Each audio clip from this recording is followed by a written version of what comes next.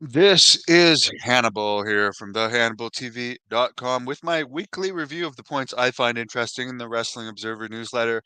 There's a lot in this week's, and I want to stress to everyone I don't cover everything in it, just what I find interesting. And there's a lot in it this week that I did not find interesting that I'm not going to cover, but there's other stuff that I did that I am going to cover. Dan Rodheimer, who was once in the WWE and also ran as a congressional candidate, has turned himself in for murder in the connection with the deaths of someone this past October. Apparently, the incident took place on October 29th and was originally deemed an accident. However, it later turned out that this person tried to sell drugs to his daughter, in which case Rodheimer allegedly beat the guy up and he later died from the injuries. Rodheimer has 6 kids. I knew him in Deep South Wrestling when we were both there together. There was a lot of assholes in Deep South Wrestling, a lot of politics and bullying.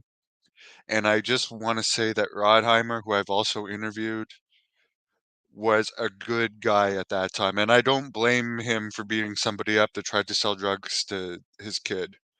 It's unfortunate the circumstances, but no matter what you guys want to say about how good or bad a wrestler he was, I wrestled him. I can tell you he was tough. There's not many people that can take the chops that I give and not complain. He took them. I've also interviewed him. He's just in my experience with him, he's a good guy. The rumor was all along when I was in Deep South, he was bigger than Randy Orton and he had a better body than Randy Orton. He admittedly was hazed a lot in WWE. He was looked at as a threat to Randy Orton. He was about the same age, taller, better physique. At one point in time, he was actually going to be in a group with Randy Orton. Apparently, Stephanie McMahon was high on him, but he ended up quitting. He got his law degree. Obviously, this is a horrible situation, but I just want to say, for the record, my dealings with him was he was a very good guy and underrated as a wrestler.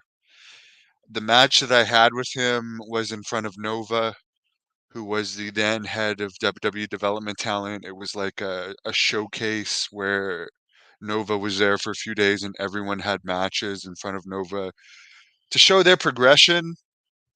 And I've wrestled a lot of guys and he was legit tough. He's been released on a $200,000 bond. There was a naval criminal investigation into the alleged rape of Ashley Mazzaro. Nothing came of it, and the case was closed. Ashley was dead, and it was too difficult to identify the witnesses so far after the case. I guess at the time of the incident, she had told WWE about it, but because there was no case made of it at the time, I think it was too little too late. Paul Heyman, Bull Nakano, and US Express are the first inductees into the WWE Hall of Fame. Of course, the US Express is Mike Rotunda and Barry Windham. Two seemingly very nice guys. I don't know if Uncle Howdy is still signed or not.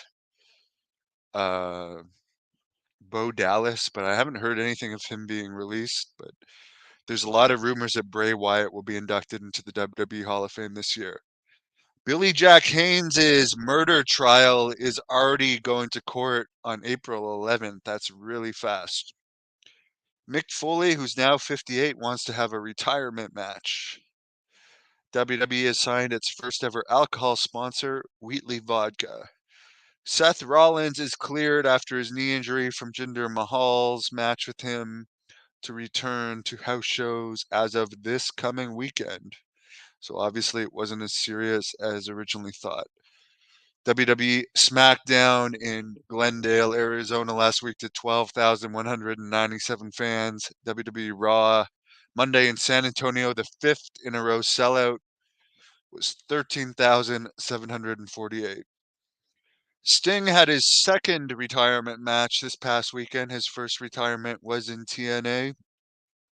The announced crowd was 16,876. There was other shows that have done well there.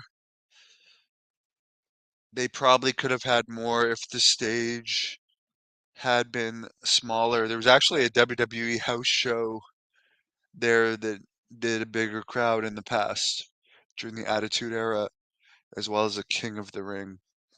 Kevin Kelly has apparently been removed from the announcers page of AEW and is apparently involved in an internal matter.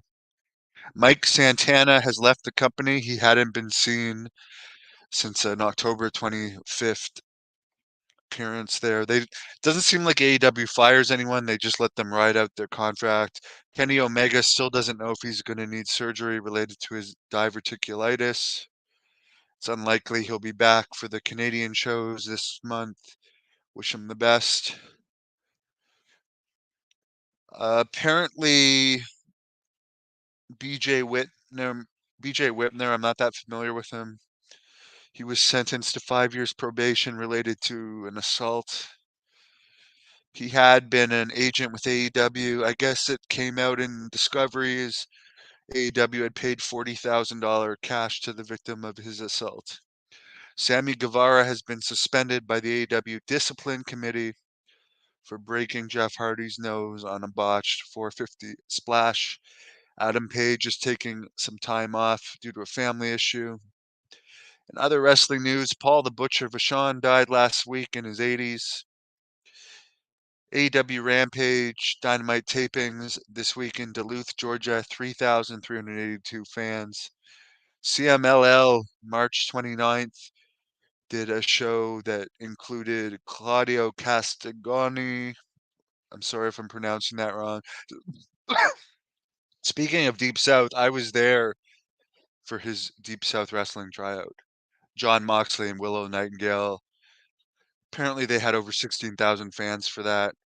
And of course, in fighting news, Mike Tyson is fighting Jake Paul at AT&T Stadium in Arlington, Texas, on a free Netflix event coming up July 20th. I'm sure that's going to be a huge fight.